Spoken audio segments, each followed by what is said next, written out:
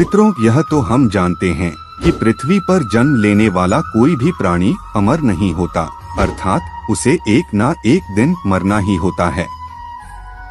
लेकिन क्या आप जानते हैं कि मरने के बाद आत्मा का क्या होता है, या मृत्यु के 24 घंटे के बाद आत्मा अपने घर वापस क्यों आती है और वह कितने दिनों तक अपने घर में रहती है? अगर नहीं जानते तो मैं बता दूं कि इन सभी सवालों का जवाब गरुड़ पुराण में विस्तार से बताया गया है। और आज की इस वीडियो में हम आपको यही बताने जा रहे हैं, तो चलिए वीडियो शुरू करते हैं। नमस्कार श्रोताओं, एक बार फिर से आपका हमारे YouTube चैनल में बहुत बहुत स्वागत है। गरुड़ पुराण में बताया गया है, जब किसी की मृत्यु हो जाती है तो यमराज के दूत उसकी आत्मा को अपने साथ यमलोक ले जाते हैं, जहां उसके पुण्य और पाप कर्म का लेखा जोखा किया जाता है और फिर 24 घंटे के अंदर यमदूत उस प्राणी की आत्मा को वापस उसके घर छोड़ जाते हैं।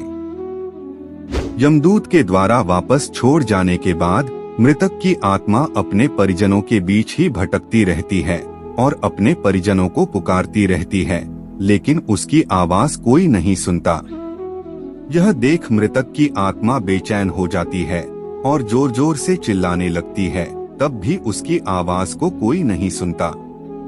इसके बाद मृतक की आत्मा अपने शरीर में प्रवेश करने की कोशिश करती है, लेकिन यमदूत के पाश में बंधे होने के कारण वह मृत शरीर में प्रवेश नहीं कर पाती है।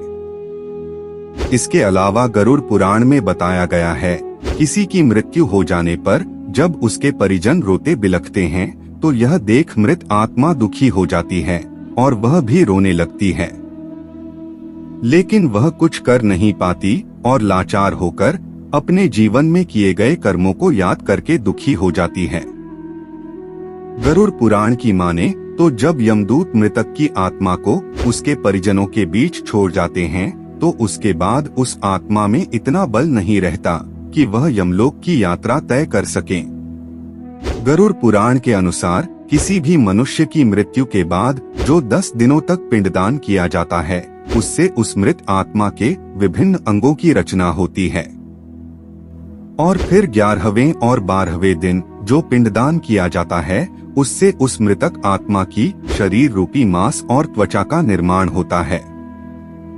और जब 13वें दिन तेरही की जाती है और मृतक के नाम से जो पिंडदान किया जाता है, उससे ही वह यमलोक तक की यात्रा तय करती हैं।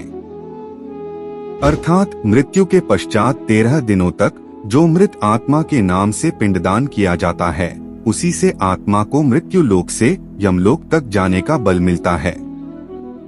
मित्रों, इसलिए गरुड़ पुराण में बताया गया है कि जब किसी मनुष्य की मृत्यु हो जाती है तो उसकी आत्मा 13 दिनों तक अपने परिजनों के बीच भटकती रहती है और इसके बाद मृतक की आत्मा मृत्युलोक से यमलोक की सफर पर निकल पड़ती है, जिसे पूरा करने में उसे 1 साल यानी 12 महीने का वक्त लगता है। मान्यता के अनुसार 13 दिनों तक किया गया पिंडदान इस 1 वर्ष मृतक की आत्मा के लिए भोजन समान होता है। मित्रों, अब आपके मन में सवाल उठ रहा होगा कि अगर किसी मृत आत्मा के निमित्त पिंडदान नहीं किया गया तो क्या होगा? तो मैं आपको बता दूं, इसका भी वर्णन गरुड़ पुराण में विस्तार से किया गया है, जिसके अनुसार जिस मृतक आत्मा के नाम से पिंडदान नहीं किया जाता है, उसे 13वीं के दिन यमदूत जबरदस्ती घसीटते हुए यमलोक ले जाते हैं, जिससे मृत आत्मा को यात्रा के दौरान काफी कष्ट उठाना पड़ता है। इसलिए हिंदू धर्म में हर मृत आत्मा के नियमित 13 दिनों तक पिंडदान किए जाना आवश्यक बताया गया है।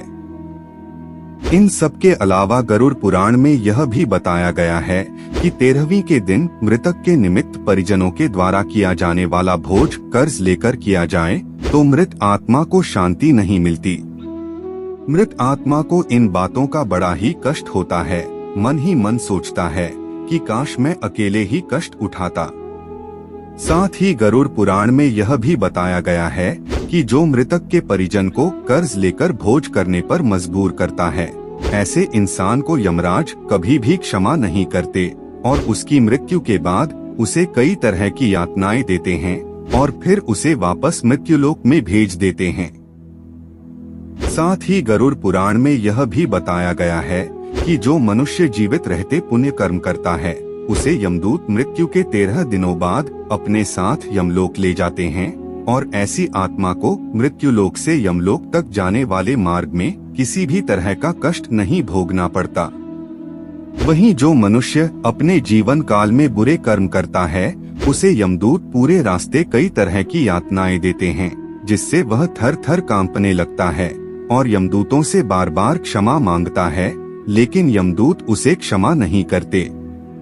इसके बाद जब पुण्य आत्मा यमलोक पहुंचती है तो यमराज उसे स्वर्ग लोक भेज देते हैं, जबकि पापी आत्मा को उसके द्वारा किए गए बुरे कर्मों की सजा भुगतने के लिए नर्क लोक भेज देते हैं और सजा पूर्ण होने के बाद निम्न योनि में मृत्यु लोक भेज देते हैं। तो मित्रों, उम्मीद करता हूँ कि आपको समझ में आ गया होगा कि आखिर मृत्यु के 24 घंटों के बाद आत्मा अपने घर वापस क्यों आती है। मित्रों, वीडियो अच्छी लगी हो तो लाइक करके हमारे चैनल को सब्सक्राइब कर लीजिए ताकि ऐसे ही सनातन धर्म से जुड़ी जानकारी आप तक पहुंचती रहे। वीडियो पूरा देखने के लिए आपका बहुत बहुत धन्यवाद।